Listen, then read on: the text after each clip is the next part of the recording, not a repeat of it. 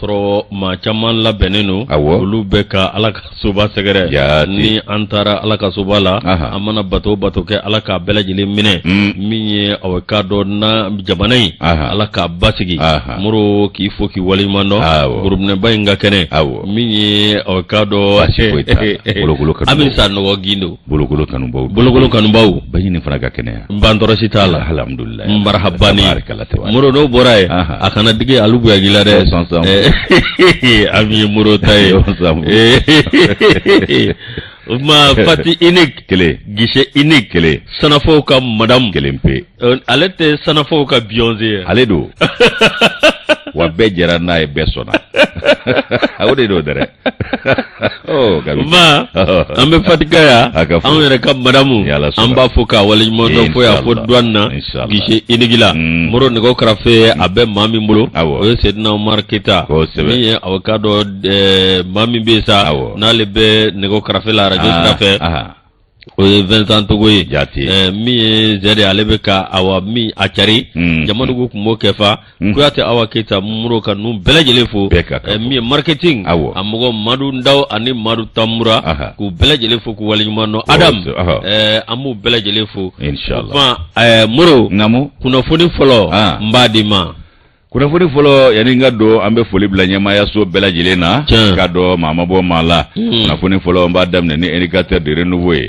indicateur de renouveau ni n y'ale ta sa i b'a ye k'a fɔ min ye k'a dɔn o de ye n'o ye Usumani Daw ye ale kɛlen k'an kunnafoni bi n Tabakɔrɔ i k'a dɔn a logement sociaux kow kan Tabakɔrɔ logement sociaux o logement 2,274 ayiwa i b'a ye k'a fɔ ko olu kɔni u ma se ka di wa a yɛrɛ de yɔrɔ dɔw bɛ yen hakaja maa tɛ se k'olu fana lasɔrɔ Yusu ko ni k'a dɔn nin ko ɲɛnabɔ ko ta k'a lajɛ hakaja kabi waati jan ni mankutu kɛn bɛ ka diɲɛ lamini n'o ye logement sociaux kow ye o kumana fɛn min k'a dɔn jaabiw bɔra k'a bin sɛgɛsɛgɛli minnu n'olu kɛra ka ɲɛsin nin ko in ma o jaabi minnu bɔra k'a bin minisiriso min ɲɛsinen don i k'a dɔn k'a fɔ dugukolo ko a n'an ka sigiyɔrɔw ni koɲɛw bɛɛ lajɛlen ɲɛnabɔli ma ani k'a dɔn jamana yɛrɛ bankun koɲɛw ɲɛnabɔli ma olu ye i k'a dɔn wulikajɔ kɛ n'o sɛgɛsɛgɛli bolo da u y'a ye k'a fɔ min ye k'a dɔn so 2,000 ani 74 i b'a ye k'a fɔ 100 jɔlen na 21 na kunkan 24 olu minnu bɛ Tabakɔrɔ ayiwa i b'a ye k'a fɔ ko dɔw datugulen don wa maa tɛ se k'a dɔw yɛrɛ fana lasɔrɔ o bɛ t'i jɔ i k'a dɔn so 10,000 ani 280 o kunkan i k'a dɔn n'i ye nin jateminɛ nin bɛɛ datugulen don n'o ye i k'a dɔn 2,174 ye Yusu ko min ye minisiriso ale ka wulikajɔ a n'a ka yamaruya kɔnɔna la hakaja u ye i k'a dɔn lettre bɔ k'a bin lettre min kɔnɔna la n'u ye i k'a dɔn jatew bɔ k'a bin hakaja n'o bɛ tali kɛ juin kalo tile 14 2022 sa in na office malien de l'habitat min ye i k'a dɔn olu ka taabolo ye hukumu kɔnɔna la juin kalo tile 23 2022 sa in na Yusu ka taa ka da u ka i k'a dɔn maa ɲɛmaw ani jamana marabaw olu ka ɲɛkun tilenna n'u ka hakilina ka da o kan hakaja u ye wele bila min ye i k'a dɔn ɲɛmaayaso ma n'o ye direction nationale de l'urbanisme ye Yusu ko olu ka i k'a dɔn sɛgɛsɛgɛli kɛ ka maaw jate bɔ jate minnu ka jate bɔ ka ɲɛsin logement sociaux ninnu ma hakaja ani forobafɛn minnu bɛ i k'a dɔn Tabakɔrɔ sigida la olu ka i k'a dɔn sɛgɛsɛgɛli jatew bɔlen kɔ Yusu i b'a ye k'a fɔ ko a kɛra ɲɔgɔn sama dan de ye k'a sabu kɛ nin yɔrɔ in kunkan kuma a ka ca wa a ma se ka ɲɛnabɔ a la an bɛ don min ko bi a bɛ kalo caman bɔ ninnu ye sɛgɛsɛgɛli bolo da o kalo caman kɔnɔna la u ye bu ni kolo bɔ ɲɔgɔn na u y'a ye k'a fɔ ko fɛn min ye jatew ye u ye minnu bɔ n'o ye recensement ye min bɛ tali kɛ i k'a dɔn k'a fɔ sigida i k'a dɔn jamajɛ yɔrɔ ni jama olu bɛɛ lajɛlen ka forobafɛnw na hakaja min ye cellule de communication min bɛ minisiriso la olu ka wulikajɔ ni jangomaɲɔgɔnw ka baara kɔnɔna la jaabi minnu sɔrɔla u ye i k'a dɔn o jaabi bɔ k'a bin ko min ye so 10,000 280 ko o de ye jate minɛna ni k'o ko bɛɛ lajɛlen fɛsɛfɛsɛ ayiwa ko min ye i k'a dɔn logement sociaux 600 50 bɔɲɔngo ko olu bɛɛ lajɛlen bɛ luwanse la logement sociaux o sociaux ye bilen o tɛ sosiyo kɔni 650 ko bɛɛ bɛ luganse la ayiwa ko i b'a ye k'a fɔ 100 jɔlen na o ye 6 na kunkanfɛ 32 ye hakaja 898 yusu ko olu bɛɛ lajɛlen bama yɛlɛmana olu taara sɔrɔ cogo min na o y'a bama yɛlɛma ka dɔw kɛ RNA R+1 i b'a ye k'a fɔ 100 jɔlen na 8 ana kunkanfɛ hakaja logement sociaux 34 olu fana bɛ olu bama yɛlɛmala ni k'olu kɛ R+2 yusu i b'a ye k'a fɔ 100 jɔlen na fu ana kunkanfɛ kelen hakaja 300 ba saba sakɛ ani 108 logement sociaux la olu bɛɛ lajɛlen ye farankun fara u ka so jɔlen ka dɔwɛrɛ jɔ k'o mɛru kɛrɛfɛ u ko min ma ko annexe 100 jɔlen na 30 ana kunkanfɛ 23 bɔɲɔgɔnko o jate de bɔra logement sociaux ba saba 969 i b'a ye k'a fɔ yusu ko kumana ko olu ma bama yɛlɛma dɛ hakaja n'i ye jateminɛ kɛ fa a ko gɛlɛma yɔrɔ yɛrɛ ye jumɛn ye ko min ye k'a dɔn jatew taara bɔ fɛn dɔ kan ko min ye k'a dɔn logement sociaux 2000 174 k'olu bɛɛ lajɛlen datugulen don mɛlɛku wa maa t'u lasɔrɔ olu kɔni gɛn bɛ fɛn f'u ye fɔlɔ 100 jɔlen na 21 na kunkan 24 k'o b'o ko fɔ ko ni lahala ta k'a lajɛ k'a bɛ k'a dɔn k'a fɔ waati tɛmɛnenw o ko ɲɛnabɔ jɛkulu min n'o ye commission kɔrɔ ye ko minnu tun b'a di maaw ma k'olu de ka baara cɛjugu ye nin ye min kɔlɔlɔ bɛ ka boli maaw kan an bɛ don min na hali bi k'an ka hakili to a la faraɲɔgɔnkakulu min bɛ yen n'olu ye wulikajɔ kɛ n'u k'a dɔn ko kun ye lafasali ye ka ɲɛsin k'a dɔn k'a fɔ soko olu taabolo ma hakaja logement sociaux minnu kuma fɔlen filɛ nin ye ko nin bɛɛ lajɛlen caman bɛ yen minnu bilalen d'u yɛrɛ ma ye maa t'a kɔnɔ foyi t'a kɔnɔ wa dabakɔrɔkaw k'a kɛlen don gɛlɛya olu bolo dɛ k'a sabu kɛ a so dɔw yɛlɛmalen don ka kɛ i k'a dɔn tiɲɛnikɛla juguw dagayɔrɔ ye dɔw kɛn bɛ k'a k'u ka bagan mara yɔrɔ ye dɔw yɛrɛ kɛn bɛ k'a kɛ i k'a dɔn lafiya yɔrɔ ye dɔw fana ye so ninnu ta ni k'u kɛ kota kɛ yɔrɔ ye ko débauche dɛ débauche tɛ kota ye ko o n'a ta bɛɛ ko welewele bilala a wagatiw la i k'a dɔn k'a fɔ ka kunkan ci fa bɛɛ lajɛlen fɛ ɲangili ma kɛ o baara fana ma boloda ɲɛ ma bila u kɔrɔ janko ka ɲɛŋunu tigɛ u la yusu b'a ye k'a fɔ ko n'a taabolo bɛɛ Usumani Daw a ka fɔ la a ko commission minnu ye sɛgɛsɛgɛli kɛ n'o ye enquête ye u ye kɔlɔsiliw kɛ k'a fɔ ko a logement sociaux dɔw ba yɛlɛmana k'olu kɛ pharmacie ye dɔw yɛrɛ kɛra denmisɛn kalanso ye ko min ma ko crèche dɔw kɛra buru dilayɔrɔ ye boulangerie Dakilatun Babi Bon Batatun tɔnkɔnɔ madarasa dɔw kɛra o ye ma dankari na wa ko n'a ɲɔgɔnna caman wa nin bɛɛ ye minnu y'a sɔrɔ ka fanga kɔrɔ min tun bɛ yen dɛ ala olu de nin ko bɛɛ bilisa ɲamin ka a transition nana nin sɔrɔ ye yɛrɛsagokɛ dama de tun bɛ yan wallahi ala ye Mali bɔ koyi wallahi hali bɛ ala k'an bɔ amina rabi yusu i b'a ye k'a fɔ ko nin bɛɛ lajɛlen jateminɛna a n'a ɲɔgɔnna caman ko min ye forobafɛnw ye bolomada yɔrɔ minnu bɛ yen ko sɛgɛsɛgɛliw y'a jira k'a fɔ ko 155 ko olu la sa 111 bɔɲɔgɔnko ko maaw y'o daraki k'o k'u yɛrɛ ta ye k'a bɔ foroba taya la 40 bɔɲɔgɔnko bɛ yen ninnu bɛɛ lajɛlen ye ŋanamu ye 71 o bɛɛ lajɛlen fana ye ŋanamu ye 44 olu kɔni bɛ a cogo la se ma kɛ olu ma fɔlɔ logement sociaux ko ninnu kuma min filɛ nin ye i b'a ye k'a fɔ ko logement sociaux 127 ko olu bɛɛ lajɛlen kɔni bolodara min ye jɛrɛ dɔ senfɛ jɛrɛ min n'i k'a dɔn OMH ye ale ye o ŋaniya siri k'a dɔn ministres ka jɛrɛba senfɛ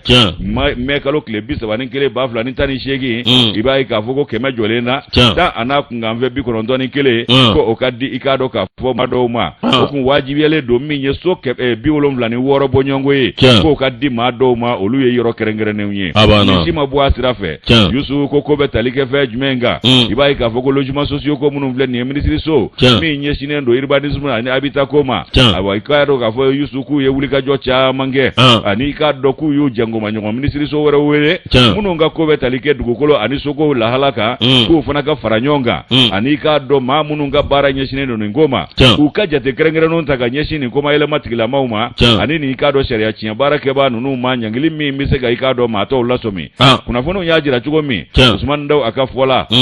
a ko k'u ye i k'a dɔn laɲini dɔw kɛ ko laɲini minnu filɛ nin ye k'o bɛna i k'a dɔn sɛgɛsɛgɛli a kɔnɔ don ka taa fɛ logement sociaux minnu bɛ yen hakaja i b'a ye k'a fɔ janko maliden minnu bɛ yen ni olu bɛ kɔ kan maa minnu talen don sara olu ka so kɔnɔ ko k'olu bɛɛ lajɛlen sama ka bɔ o kɔnɔ kɔkan maliden minnu ye logement sociaux ɲini dɔw b'olu fana ka so de kɔnɔ i b'a sɔrɔ luwanse la luwanse wa aiwa katuka mado blaya ko ne manye do ni kula de ko o mado fana ko o kabo olubulu o kuma ko a chama be ibai ka fo ko so no mbela jile chama be musola ka de tado fana we ba soro o musola ka munu ntado olufuru be furula unu chebu ka sigila ukaso kono logement social fana bubulu abana aiwa ebe ichefe logement social be awo obe no that will do ko amsola ka de kacha o kona yusu kibaye ko ni beja tebe logement social ko la ko ni ngoni ngara ikado ka fo gele ya chamanye ti ikado soko ani dugukolo ko nyana bo o ministry so ana chake da ubulo wako ka se dugukolo baye ko mayele ma taraka dugukolo munun sigara ni ngana mu yusu ko fana kuma ka cha ko sebe ai wako minye ikado ka fo ko nungo munun vleni ko sebe ndi chamanyira ma chamambulo sebe munun te sebe njele unye kata be ko mayele ma ai wakibaye ka fo ko femi ni ngonu ye ko dona na taula ko kiribi na ibolo doni sebe nunu na ni ga fese ga buni kolo bonyo na to mana boda mi fe Usman da ko ka bo fanye ha brema kamena ku ga ko nyini ministry ani ga tere no bo anye ni da emba da banye sorofana anye ni mo di ga tere ga bido bole ko Usman da ka no blado ala ka nguna ja muru awammi ambi sebenda sebe min nambata oyo aujourd'hui awa LTA Mali Mali somose SA aminye abarakelaw ye muro ko lukoni uye wuli ka josugo bela jeleke minye walasa uka hake abuzika soro tuko mina muro yalma minye awkado femin de benu uni ka chaka yoro ni nyanje no société d'ambinde sajola Simos SA muro avocado LTA Mali SA muro avocado nunu kabini samba flanita ani konondo mi avocado ajerala critique la maufe ko milliard d'euros ana kunganve ko sara barakela kema flani biduru ni konondo ye muro ikado barakela munumbe ni avocado unolu koni nu yolu labla muro blako jugula muro nu yolu labla sara make sharia kono mi olu de wulila awakado krik mvara kera kayi moro awamino obole ngoy mi awasomosi ani achake nyogon do ikado olu koni ma obolo da usengane olu fana wulila awakado kana cour supreme na magoya cour supreme oya ko blakata mogo cour d'appel la moro awamino oblale kata cour d'appel la nunu ngoni nya laje ka fo awamino ablale fle cour d'appel la olu awamminyo olu nuka warsoro moro kabni janvier kalo tlem gano wolonvla foka na se bima minye tama mena sisima bo pour d'appel olu koni ma awakado nunu wele ninga kirike moro awakado mamunundo chamambe awakado do yerebe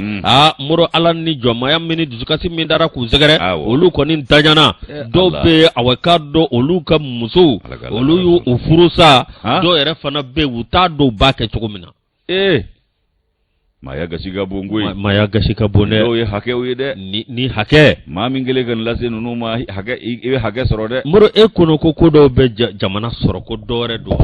ni na nywana hake udebe hake ko ne mai jamana soro wa hake ti to mashila ni du ya letale yoroja atambe berekene nyini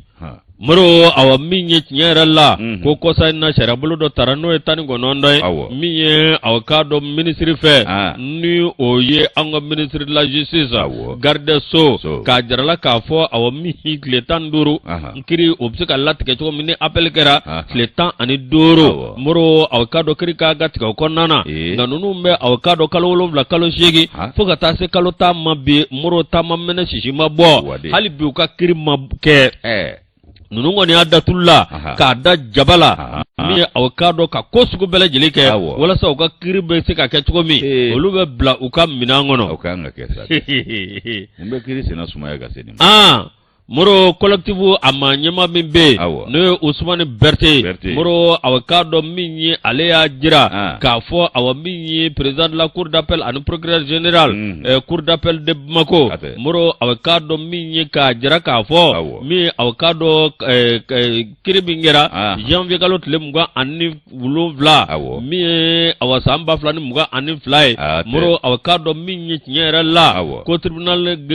grand instance de Kay o kɔni y'o latigɛ muru o latigɛlen kɔ ko kirika ta kana Bamakɔ muru awa min ye ale bɛ taa ni ka segin min na muru k'a fɔ olu bolo tɛ baara la bi nka min ye olu b'u ka hakɛ nɔfɛ min ye kiri bɔli Kayi ka na n'a ye Bamakɔ o taa ni ka segin muru a n'o kuma caman muru ko kɛmɛ ka dangari olu yɛrɛ caman na o kɛmɛ ka gɛlɛya ta k'olu yɛrɛ fana sɛgɛrɛ école bɛ maa min na ne y'o bila kisɛ dɔrɔn taama la a tɛ taa musaka bɔ a tɛ taa musaka kɔ dɛ o fana n'a dama gɛlɛya don dɛ muru min ye u ye aw ka dɔ sɛbɛnni dɔ kɛ min ye aw ka dɔ tiɲɛ yɛrɛ la n'o ye 000 731 MJDH-SG min kɛra octobre tile 4 san 2021 muru aw ka dɔ min ye tiɲɛ yɛrɛ la ka ko sugu bɛɛ lajɛlen kɛ min b'a to aw ka dɔ kalo tile 29 san 2022 min ye aw ka dɔ ka kiiri bɛ se ka kɛ cogo min na min ye o de kɛlen ko sa muru aw ka dɔ ninnu kɔni bɛ ko sugu bɛɛ lajɛlen la muru ninnu bɛ aw ka dɔ wulikajɔ sugu bɛɛ lajɛlen la min ye minisiri aw ka dɔ n'o ye Mamadu Kajoge ale dun bɛɛ lajɛlen ko k'a fɔ ko a na kiiri latilen a na ɲɛda kura di kiiri ma nka muru aw ka dɔ bi n'a ka bi ninnu kɔni bɛ aw ka dɔ gɛlɛya min kɔnɔ n'o ye aw maaw ye sa n'o ye aw ka dɔ kiiri bɛ o ni maa min cɛ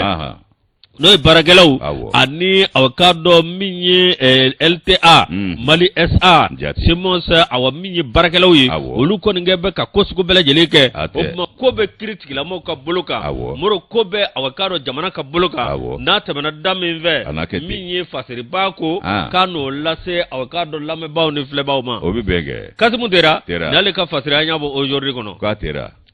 Youssou n'i ye aujourd'hui bila l'œil du Mali ne bɛ l'œil du Mali ta Mali ɲɛ n'i ye l'œil du Mali ta Youssou bilennen don wa Mali ɲɛ bilennen don wa hali n'a ɲɛ bilennen tɛ a bɛ ka kamikami dɛ a banna k'a sabu kɛ lakanabaliya min bɛ maaw ni sigidaw la o kɛn bɛ ka Mali ɲɛ kamikami hali bi a banna nka ɲɛ bɛ sɔrɔ a la inshallah Youssou min ye i k'a dɔn l'œil du Mali ale ye kunnafoni da an tulo kan bi min ye polosilakaw ye an ko ten ko polosi u b'u ci la koyi min ye i k'a dɔn wulikajɔ a barika bonyalen don hippodrome polosiw ala la olu ye tɛgɛ da i k'a dɔn siradala belebele 4 kan minnu bɛ taa sira da maaw ɲɛ 2 yɛrɛ b'a la minnu ye i k'a dɔn k'a fɔ kasoladenkɔrɔw ye koyi Youssou min ye kunnafoni ye a ka ja i b'a ye k'a fɔ l'œil du Mali kɔnɔna la a fɛ fasiri kɛra k'a fɔ ko min ye an ka wolomasiri tabaw ye ŋaniya min b'u ma n'o ye wulikajɔ ye k'a dɔn ka jatigɛ fɔ min ye banbanciw binganikɛlaw ni wagabonw k'olu kɛlɛ a ka ja maaw n'u bolola hɛrɛw k'olu lakana k'u b'o baara la su ni tile wa cɛsiri de y'u ta ye sanga ani waati min ye inspecteur général Sulemani Tarawele ye a y'a ka cɛdenw fɔ k'u barikada sabu u ye kunnawolo min sɔrɔ hippodrome a polosiso o kumana ko k'a da don kuma la Bakari i k'a dɔn k'a fɔ commissaire principal Bakari Kulubali ale n'a ka cɛdenw k'u filɛ ka i k'a dɔn jigiba dɔw k'olu k'a dɔn tɛgɛ k'u k'u ye koyi binganikɛlaw don minnu bɛ taa sira damaw ɲɛ nka dɔ minɛna ja olu bɛ opération kɛ Kulukoro san Kayi yɔrɔ bɛɛ u bɛ yɔrɔ de to yen minɛ nka dɔw bɛ kisɛ de PM minnu ni Kalashnikov dalen an b'a bɛɛ ta ka da ko terroriste don o tɛ a dɔw ye zone jigibaw ye koyi zone opérateur économique don a banna zone don wallahi fana Youssou min ye i k'a dɔn nin ko ye sa a ka ja k'u ye i k'a dɔn ni maakulu ninnu dɔw minɛ minnu ni maa 4 bɔɲɔgɔnko don ko ni cɛ 4 ko i k'a dɔn tiɲɛnikɛla jugubaw degew don binganikɛla cɛjuguw don u bɛ taa sira da maaw ɲɛ wa ko bandi jugubaw de don Youssou ko ninnu tɛgɛ kɛr'u k'u ye ka bɛn ni octobre kalo tile 15 tɛmɛnen sigidaba 2nan kɔnɔ n'o ye commune D Bamakɔ faaba kɔnɔ yan commissariat min o bɛ i k'a dɔn hippodrome na polosilaka minnu bɛ u ye wulikajɔ kɛ a wolola tare la koyi ko sabu u ye kunnafoni dɔ de sɔrɔ sigida maa dɔ ye kunnafoni d'u ma k'a fɔ ko min ye bandi kulu dɔw ye k'olu kɔni gɛn bɛ ka maaninfinw ni da dingɛ da la sigidaba 2nan kɔnɔ kɛrɛnkɛrɛnnenya la hippodrome na a ka ja ko i k'a dɔn min ye Chivinzo min bɛ yen ani ɲɛnajɛ yɔrɔ min bɛ yen ko night club Ibiza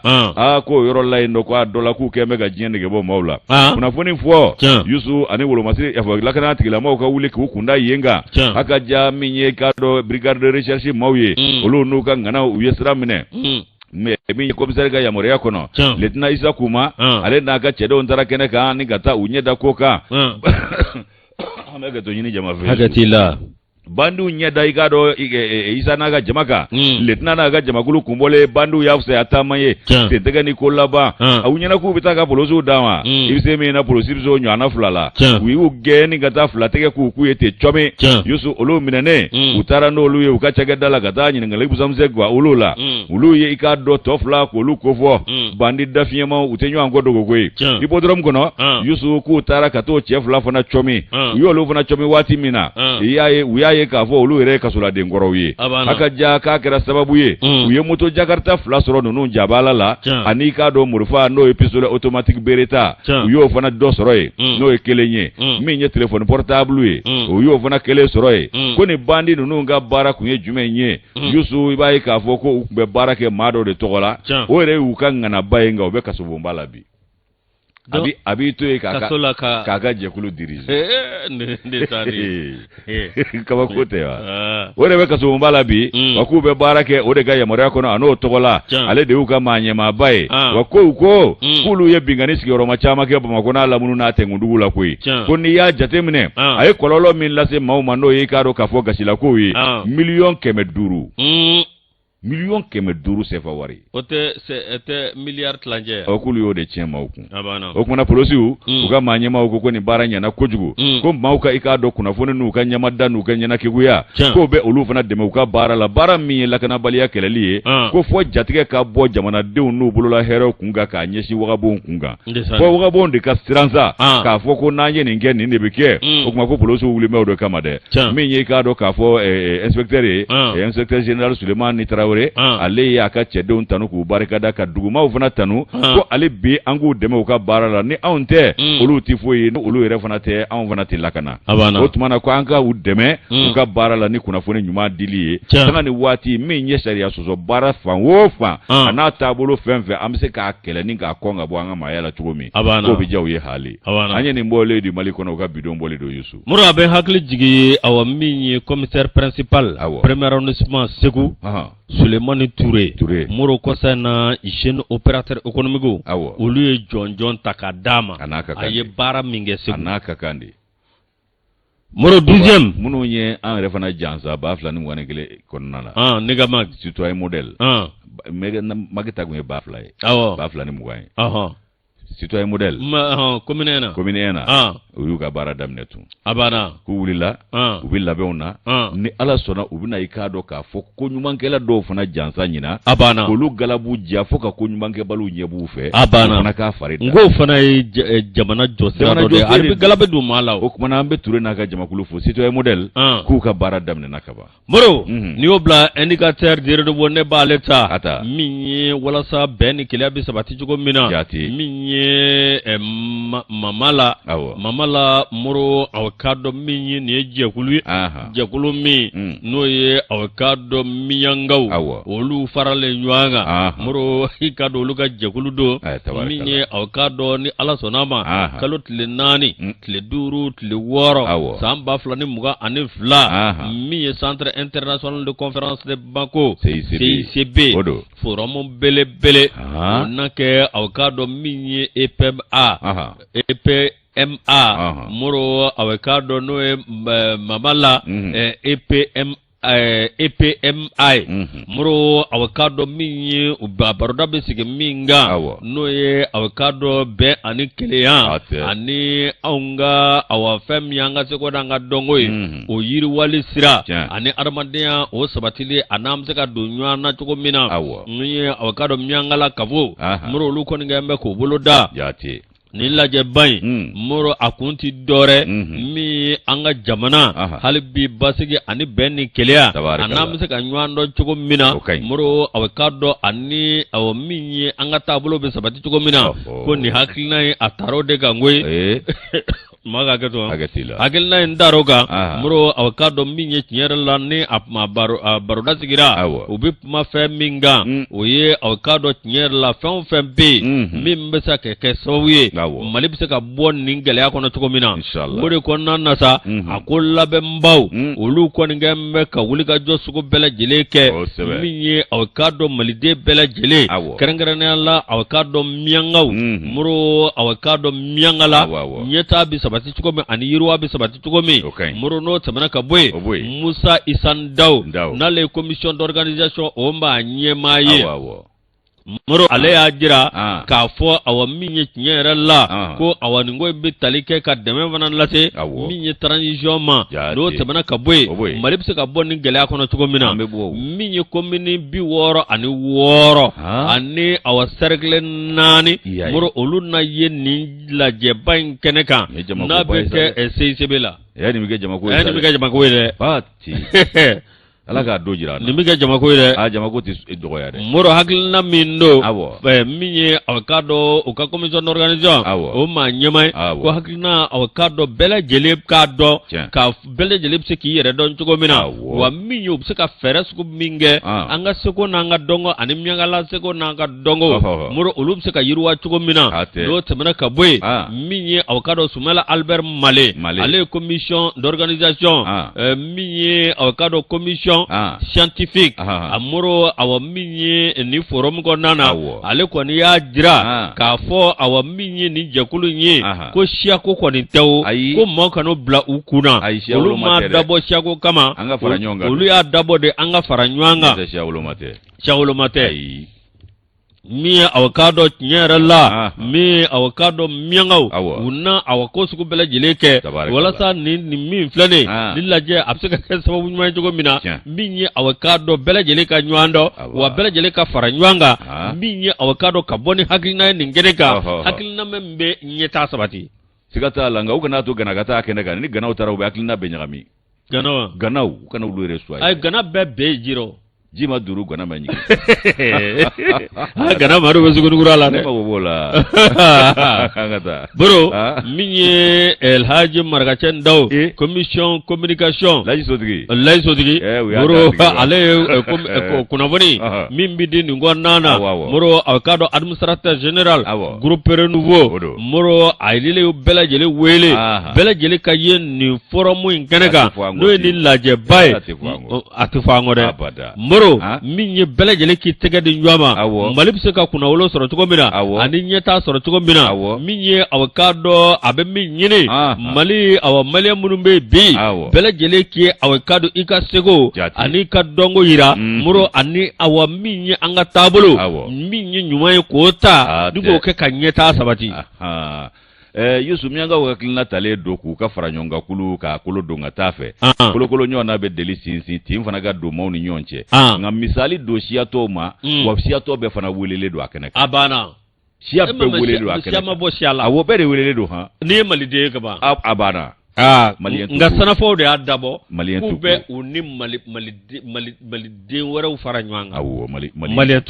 tuku a banna o ye n den moro min ye président d'honneur n'o ye Kolosama Goita ye moro ale kɔni y'a jira k'a fɔ nin min filɛ nin ko nin na kɛ aw k'a dɔn fɛnba ye nin na kɛ kɛnɛba ye moro ale kɔni b'a dɔn k'a fɔ bɛɛ lajɛlen a bɛ wele bila bɛɛ lajɛlen ma nin ta ko fɔlɔ min filɛ nin min ye a ka kɛ ɲɛtaa ye wa bɛɛ lajɛlen k'i yin don nin na min ye walasa ɲɛtaa bɛ sabati cogo min na i n'a fɔ a dɔnkibaru wa dɔnkanbaraw o ye min ye an k'an tɛgɛ di ɲɔgɔn ma ka don da kelen fɛ ka bɔ da kelen fɛ bɛɛ ni kɛlɛ o bɛ se ka sabati an ni ɲɔgɔn cɛ cogo min na min ye aw k'a dɔn nin kɛnɛ gansan u n'a lajɛ min ye ka fɛɛrɛ sugu bɛɛ lajɛlen kɛ min ye ka hakilinaw di ɲɔgɔn ma a kɛnɛ kan ka hakilina falen-falenw kɛ moro aw k'a dɔn min ye tiɲɛ yɛrɛ la walasa u bɛ se ka bɔ ni jaabi ɲuman ye o de kɔnɔna na sa min ye aw k'a dɔn fɛn min bɛ yen n'o bɛ tali kɛ a baaraw kan a n'a sɔrɔ sira kan moro ani fɛn minnu kan ka don a la musaka minnu kan ka don a la ko o bɛ tali kɛ bɛɛ lajɛlen kan i bɛ se ka min kɛ i k'o kɛ walasa jamana bɛ yiriwa cogo min jamana ɲɛtaa o bɛ sabati cogo min na seko damayira dɔrɔmɛ kelen ma dɔgɔ ba kelen man ja ko yapɔ ja ya ni cɛ Adama Jabate ni y'ale bolo nɔ ye an ye min bɔ indicateur de renouveau kɔnɔ ni Ala ka jɛ ye an tɛ taa sugu la o kan an ka taa sugu la o bɛ bɛn an bɛ tila ka na an ma saba cogo an bɛ taa groupe commerce la ka tila ka taa ka bɔ yen ka taa pharmacie Proversi la ni m'o kɛ o tɛ ja ni m'o kɛ o tɛ ja bulo ye a bulo wai k'a ma i kan colonel commerçant o kan ka taa sugu la o kan ka dabila diɲɛ kɔnɔ Amenya anga cokoroba ya fo kai amba fo kaka do kanye albi mama national mjai sibi amba fo ya fo kai plateau tamane fatri Yusu metemani fasiri ni ye ka do ka fo geleya ye ka do dukolo ko ni duko kungango kiwara do ni kiri aga blon sigira ko mi mako session ordinaire ba flani mwane fla sayina kurda sizi ko ya ka blo daile Umaru Bari ale yan kuna foni blo daile le kungango kiwara dola Yusu ko ni maye mi ni akirile do ka kiti ka sabuke minye ka do ko mayelema ka do ka fo ani ka do sharia chien mi mbi talike ka do ka bo mawji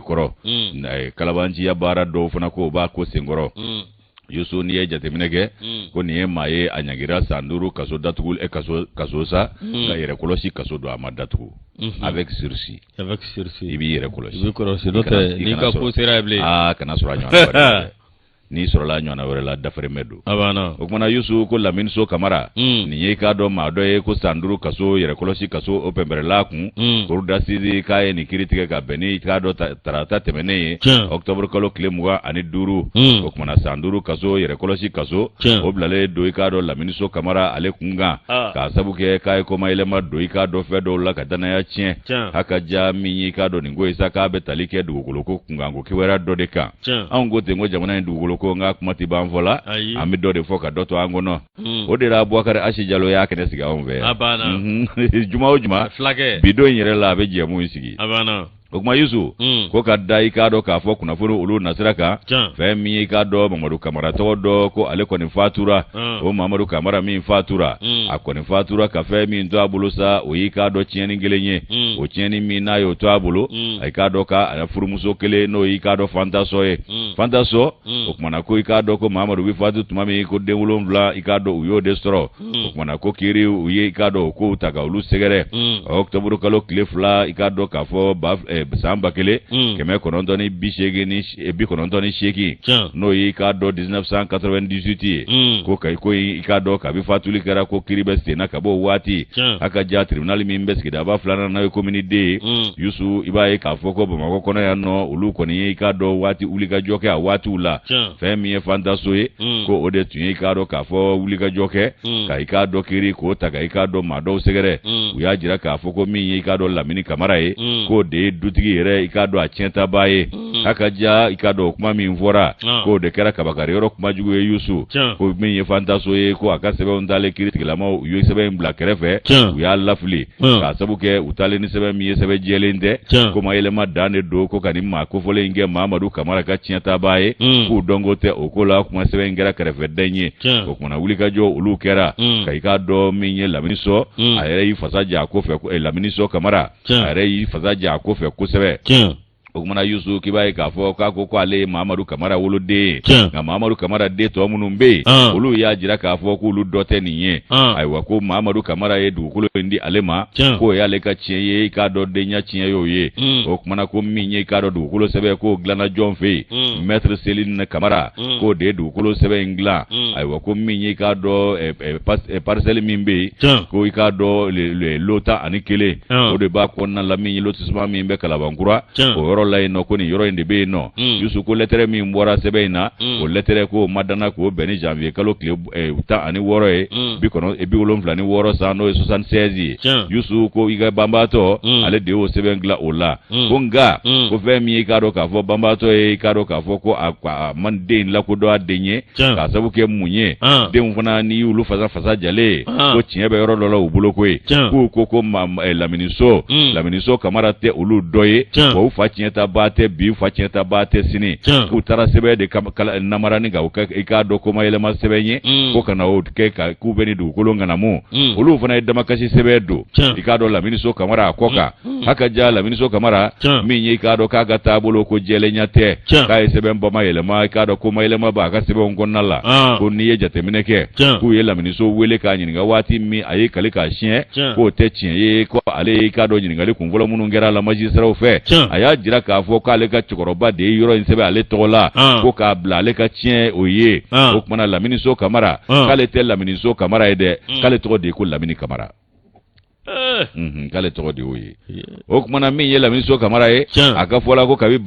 san 1993 n'o ye 93 ye i b'a ye k'a fɔ k'ale ka cɛkɔrɔba Ala ka hinɛ la n'o ye Mamadu Kamara ye k'a ye layidu ta k'a fɔ ko min ye kalabanso in ye a n'a dugukolo ko o bɛ di ale ma ko san 1998 san 98 ko o sɛbɛnw bɛɛ lajɛlen labɛnna k'o jɛya Seli ni Maître Seli ni Kamara o ka i k'a dɔn yɔrɔ la k'o ye huissier ye o de y'o dilan i k'a dɔn Ala ka hinɛ Mamadu Kamara tɔgɔ la ko min ye Mamadu Kamara yɛrɛ wolodenw ye olu ko nin bɛɛ ye kalo ye ko sɛbɛn in ye ko mayɛlɛma sɛbɛn ye ko namaralen don ko k'a sababu kɛ mun ye ko nin tɛ olu joli dɔ ye ko ba ni a nana de ngɛrɛni wo senna ba n'i ma bɔ i bɛnbaw kolo kan i b'i mɔkɛ ta ye ko gɛlɛya kojugu i si bɛ f'i ye ko olu dɔ tɛ k'a ani ba nana de olu ka so o kumana k'a nana kɔɲɔminɛn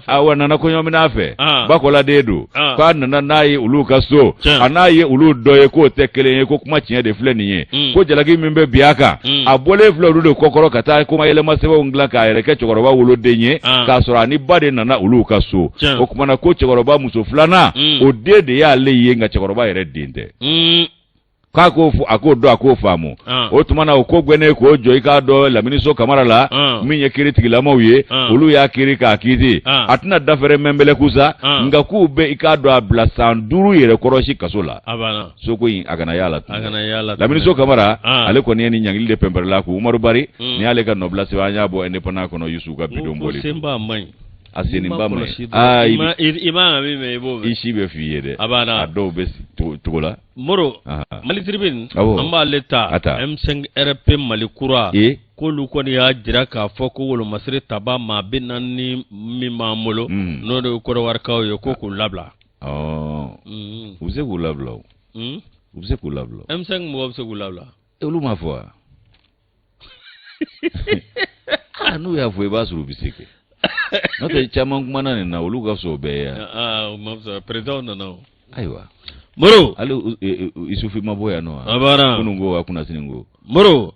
u ka t'u labila min ye Kuresi Sise a ko M5 RP Mali kura n'o ye Koniba Siribe ale ka M5 RP fila dɔ kɛ a bɛ dafa 3 la awɔ parce que ni Koniba fana ni min ma bɛn o bɔ k'a ta dilan ayi ale faradama fana bɛ ten olu ma damadɔ bɛ Mali la u de tɛ M5 ko in dabila yan n'a ko ka taa k'an bolo a ka dabila kuma la dɛ kaba ko ma taa k'an bolo dan dɛ M5 Mali kura Mali kɔrɔ bɛ min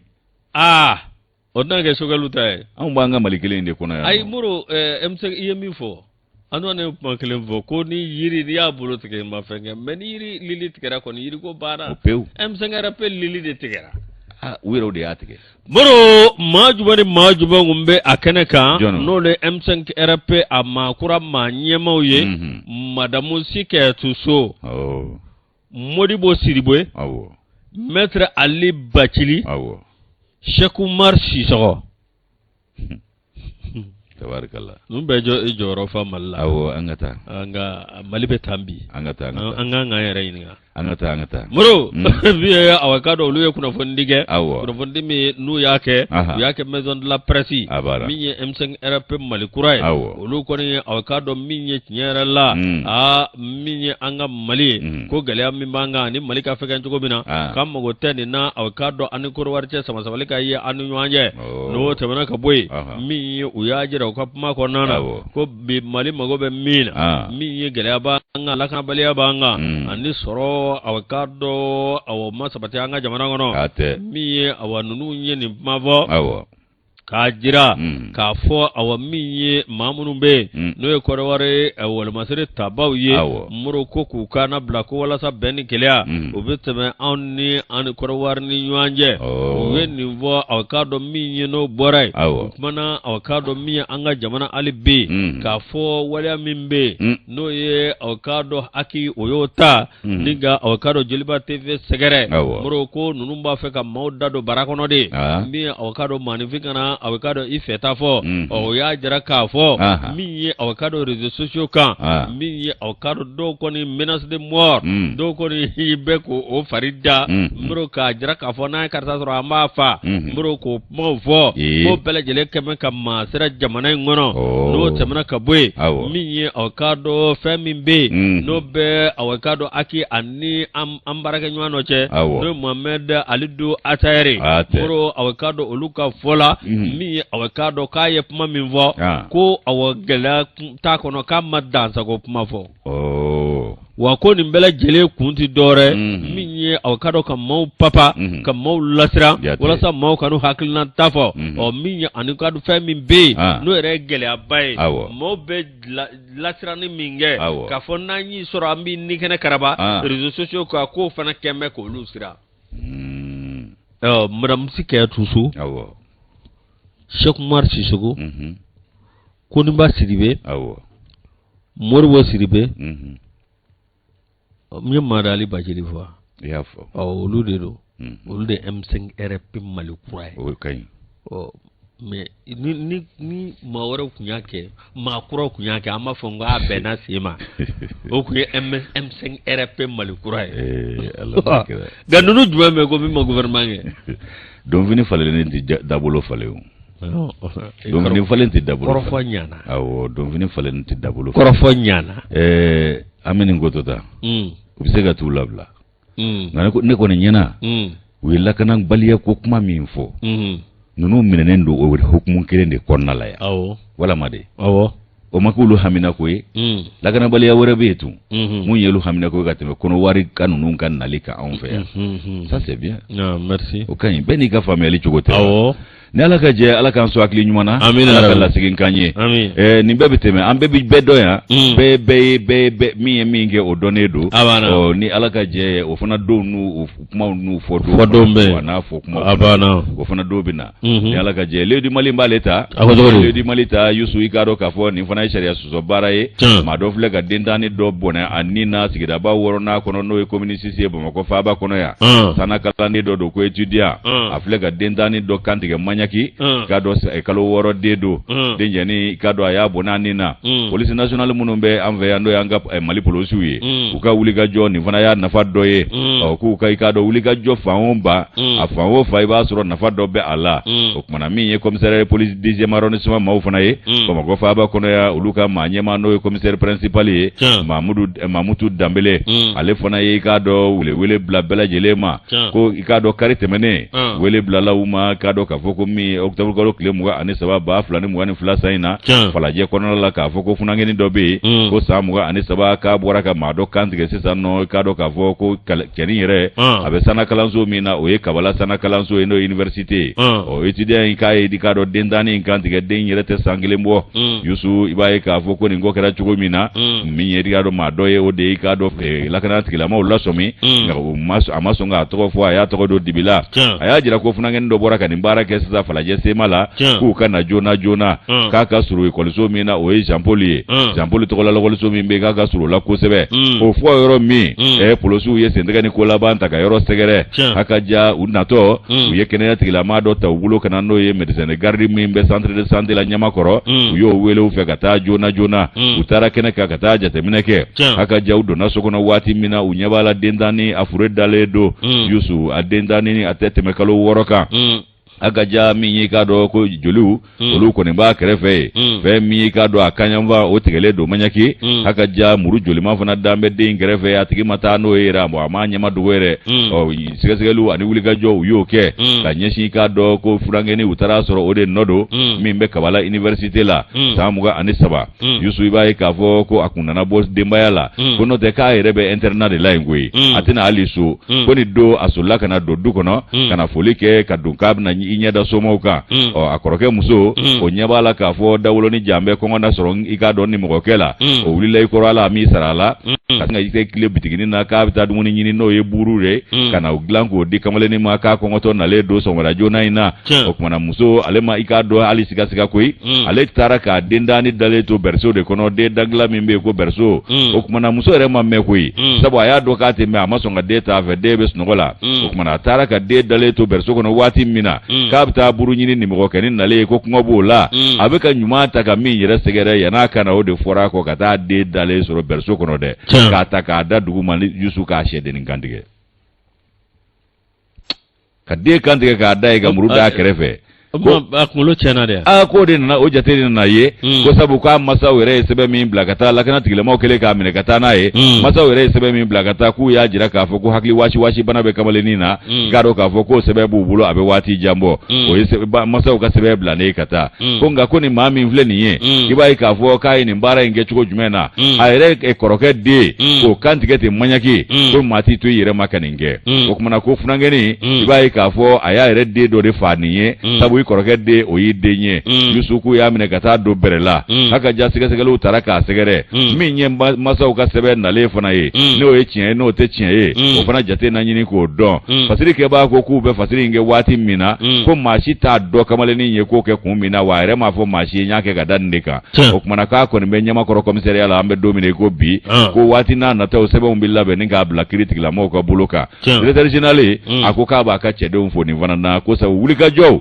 k'olu de se ka ŋɔni bɔ an ka jamanadenw sen na ni jamanadenw yɛrɛ ka kunnafoni balolen dili fana ye an ye nin bɛɛ lajɛlen bɔlen di Mali kɔnɔ u ka bidon bɔlen don Yusu Moro waati an n'a dan yan min ye an bɛ Tubulan Bebe an b'ale fo Fɔnbabugu la Moro ka dɔn awɔ min ye dɔnnibaa belebele don Tubulan Bebe k'a fo sanga ani waati min ye n'an y'o fo sa an bɛ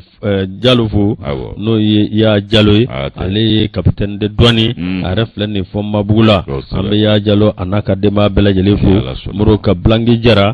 min ye ale ka cɛkɔrɔba dɔ n'o ye Jɛfa Jara ye Moro ninnu Jɛfa Jara